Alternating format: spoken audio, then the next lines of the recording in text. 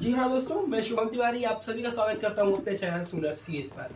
तो जैसा कि एग्ज़ाम अब बहुत ज़्यादा नज़दीक आ गए हैं, तो ऐसे में मैं आपके लिए कोशिश करूँगा 6 डेज 6 वीडियोज़ लाऊँगा आपके 6 सब्जेक्ट के लिए। इसमें मैं आपको बताने वाला हूँ कि आपने जो पढ़ाई की है, अब आखिरी के लास्ट जो 10 डेज़ 12 डेज़ बचे हैं, इसमें आप रिवीजन करें तो आपको किन किन चैप्टर को प्रायोरिटी देनी चाहिए।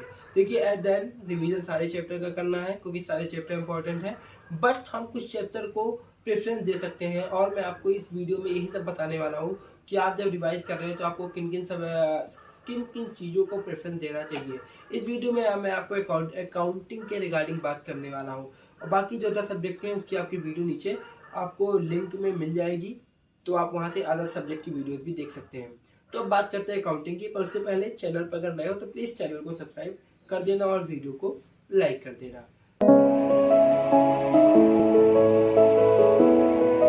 तो अकाउंटिंग में बात करूं तो अकाउंटिंग, अब आप जैसा कि न्यू सिलेबस के अकॉर्डिंग एडवांस अकाउंटिंग हो गया है। इसमें मैं आपको बताऊं, सबसे पहले मेरे अकॉर्डिंग आपको बायबैक वाला चैप्टर करना चाहिए, बायबैक ऑफ सिक्योरिटीज आपको करना चाहिए, क्योंकि मेरे अकॉर्डिंग बहुत ही ईजी चैप्टर है और 5 से 10 नंबर की वेटेज रखता है।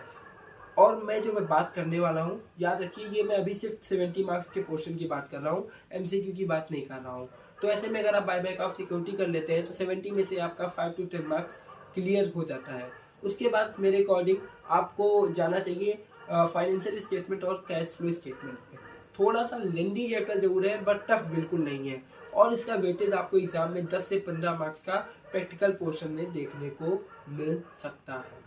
उसके बाद अगर बात करें इंटरनल रिकंस्ट्रक्शन, सेम एज लेंदी थोड़ा सा है, बहुत थोड़ा सा लेंदी है, और इजी बहुत ही ज़्यादा है, और इसका भी वेटेज आपको एग्जाम में 5 से 10 मार्क्स का बहुत ही इजीली दिख जाएगा। मिनिमम 5 मार्क्स का तो आपको इंटरनल रिकंस्ट्रक्शन चैप्टर दिखेगा ही दिखेगा। तो मैं आपको सजेस्ट करूँगा कि आप इसके बाद आप इंटरनल रिकंस्ट्रक्शन का रिवीजन कर लेते हैं। उसके बाद मैं आपको कुछ AS सजेस्ट करूँगा, आप उन AS का रिवीजन कर लीजिए। For example AS7, AS10, AS11, AS13, AS26, AS20। ये जो मैंने AS बताए हैं, मुझे बहुत ज़्यादा प्रेफरेंस है कि इस AS में आपको 10 से 15 मार्क्स के क्वेश्चन बहुत ही ईजिली देखने को मिल जाएंगे।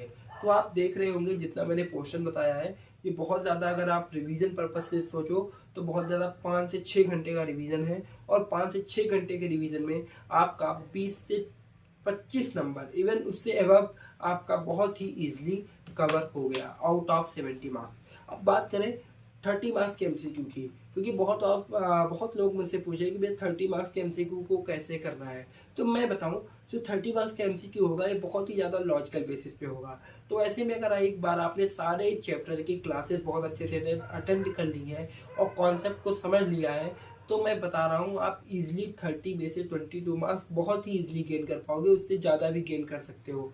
अब आप सोच रहे होगे कि इसमें मैं कैसे क्लियर करूँ, मेरे 22 आ ही जाएंगे। तो आपको कुछ नहीं करना है, अभी जो MTP आई हैं आपको दोनों MTP को उठाना है, उनके MCQ क्वेश्चंस को उठाना है, एक टाइम लिमिट सेट करनी है, फॉर एग्जांपल 30 to 35 मिनट्स, और उसमें सॉल्व करने की कोशिश करनी है। और फिर देखिए आपके 20 to 20 एवं बन रहे हैं या नहीं बन रहे हैं। अगर नहीं बन रहे हैं तो आपको देखना है कि आपको किस टाइप के क्वेश्चन में प्रॉब्लम आ रही है, उस चैप्टर के आपको चैप्टर वाइज MCQ कर लेने चाहिए। इससे ज़्यादा MCQ पे बहुत ज़्यादा फोकस करने की जरूरत नहीं है, पर्सनल MCQ पे अगर आपके बेसिक क्लियर है तो आप इजीली MCQ को क्रैक कर पाएंगे। आई होप मेरी इस वीडियो को बनाने का पर्पस इतना था कि मैं आपको बताऊं, अगर आप रिवीजन कर रहे हो तो आपको किन किन चैप्टर को प्रेफरेंस देनी चाहिए, या फिर ऐसे चैप्टर जिनको आपको किसी भी रीजन किसी भी पॉइंट पे छोड़ना नहीं चाहिए, क्योंकि ये चैप्टर ऐसे बहुत ही ज़्यादा इजी है और अच्छे खासे स्कोरिंग है। चलिए, वीडियो आगे तक बने रहने के लिए बहुत बहुत धन्यवाद।